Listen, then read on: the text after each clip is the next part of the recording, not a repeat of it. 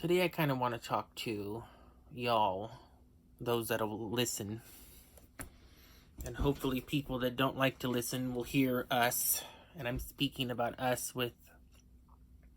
for people with chronic illnesses, whether it be from cancer to rheumatoid to fibromyalgia to anybody who suffers in their lifetime for the rest of their life.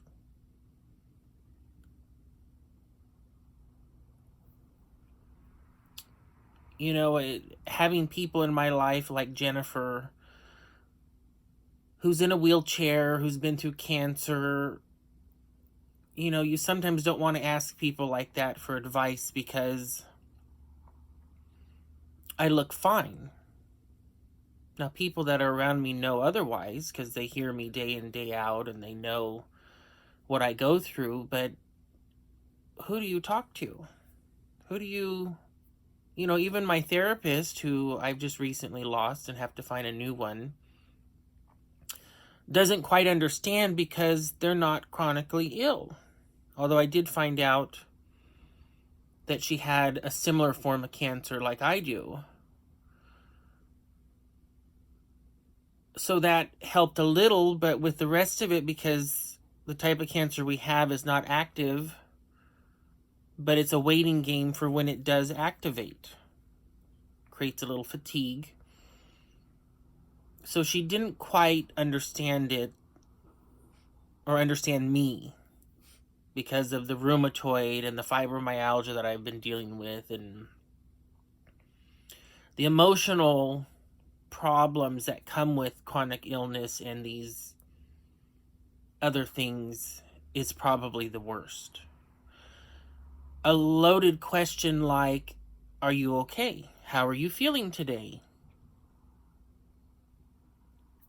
Most of the time when people ask me that, I want to start crying. Because as human beings, we want to connect with everybody. As human beings, we want to be loved by everybody. We don't want, ultimately, people to outcast us, but it happens because we become so different from who we were. I went and saw a new doctor one day because all my other doctors were out and I was having a problem. And this doctor was like, you need to learn to tell yourself you're okay. Or you need, what was the word she used? Was like, you have to be positive. I freaking lost it. I lost it on her. And I started the rant with, I am a shadow of my former self. A shadow. I used to be this hyper energetic, loud person.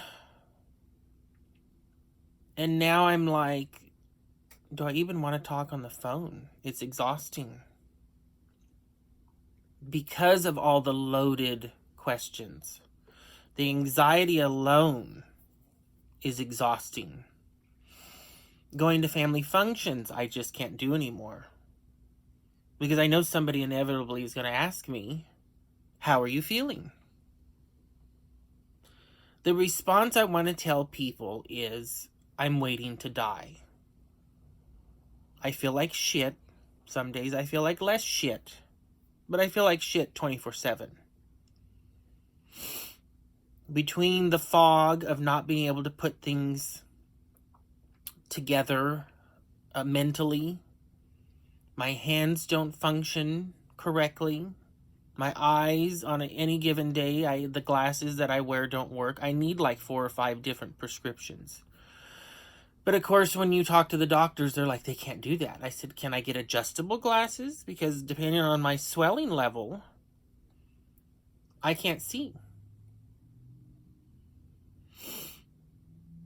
The pain in the joints. It's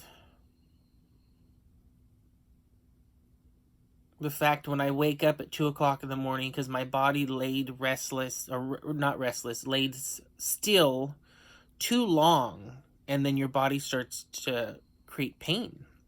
Because your joints, I have to keep moving. Or else I stiffen up and it's painful. There's times where I can tell through the night I slept really hard. And it takes me a while to get moving again. I have to stretch. I have to move my fingers. I can't even clench a fist. And that's just from the fibromyalgia. No. You see what I mean? That's just from the rheumatoid. Then you have the fibromyalgia. Then you have the other things that go with everything. The neuropathies, it's just endless. And it will be endless until the day I die. I just got off the phone with a telemarketer from AT&T who I was trying to explain to her I can't read the Dish. No, was it not Dish? It was DirecTV system because of the way things are too close together and it's too much on a page. And I've always had that problem because of dyslexia. But it's worse now. It's amplified by 1,000 times. So I dumped cable. I can't. I do better with pictures. But at the end of that conversation, she goes, well, I hope you feel better. And I told her, there's no getting better. And I just hung up on her because I didn't want a response from her. That's how I am with most conversations. Oh shit, I gotta call Cam back. Sorry, Cam. I'll call you back. I just now remembered that. But most of the time when I do go out, I have to pop a couple of Xanax in order to numb myself and suppress my emotions. I've tried antidepressants. I've tried them all. I don't think they help. And then the other thing is when people, you tell them they want to know what's going on, what's wrong, what's the latest, and then you tell them, and then they go, oh, yeah, I feel tired too. But yet they're still working. They're still going to school. They're still driving around daily. People. We can't do that. I can't do that anymore. I have to wait on the days that I'm somewhat clear in order to drive, or else somebody has to go with me because I will end up running somebody over. Running intersections, I mean, that's a given. I did that with my mother one day because she was talking to me. And I keep telling people, don't talk to me while I'm driving. Just pay attention to the road. I ran a major intersection and after we went through it, we're talking major. And then I almost started crying again. I'm like, you can't talk to me while I'm driving. I have to focus where I'm going. Where am I going? I'm going to Costco. So the whole 15-minute drive to Costco is, I'm going to Costco, I'm going to Costco, I'm going to Costco, I'm going to Costco, until I get there. The minute I get distracted, I don't go to Costco. I've ended up all over the damn place. So it's scary. When friends tell you, oh, come over for the holidays or come over, and let's go out. And I'm thinking, who the hell's going to drive me home? There's only a couple hours of talking with somebody and I'm done. It's exhausting. So you lose friends because of chronic illness or disability. I mean, it's disability. Don't get me started on that shit. I've been trying for 4 years for disability. But again, I look fine. I talk fine when people see me because I'm at my best when I'm going out, or I'm at my best when I'm on the phone, or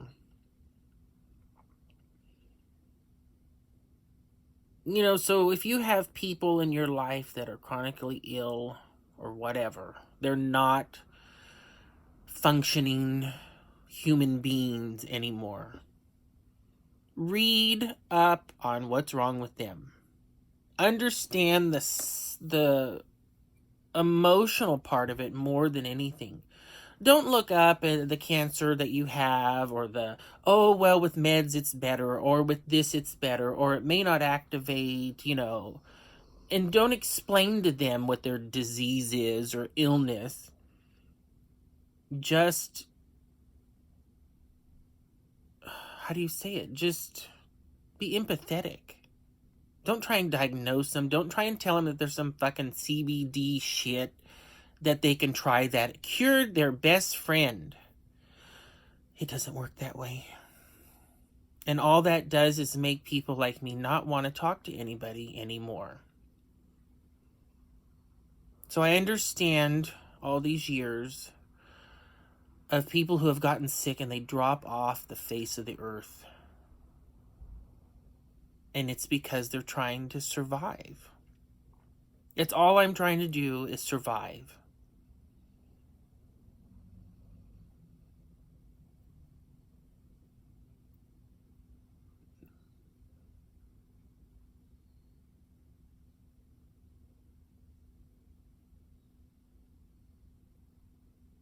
I don't even know how to end this. How do you end something like this? I just want to thank people, though, for if they watch this, the comments are helpful. Of course, Jan is the one that's prompting me to do another rant, but I don't think it was quite the rant she wanted. But she'll get it. She'll understand every part of this. It's almost like you have to have a community of just disabled people. It's kind of like my vegan friends who have dropped off of my friend circle. I understand it. That's the same kind of scenario that when you become Christian, or you find Jesus, or you find Trump, or you find Obama, you only have those type of friends. And your old friends drop off because you have nothing in common with them anymore. So I understand it all now. It's being sick is very humbling if you allow it to be.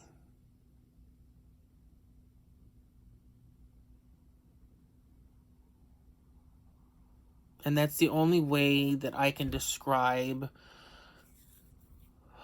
survival for me, is it's humbling. Thank God for David. That man seems to understand most everything. He's a little oblivious sometimes to my pain levels. The dog does better at picking up when I'm in pain. But I love him to death, and I don't know how I would have done it without him. And I thank my mother for supporting me all these years. Again,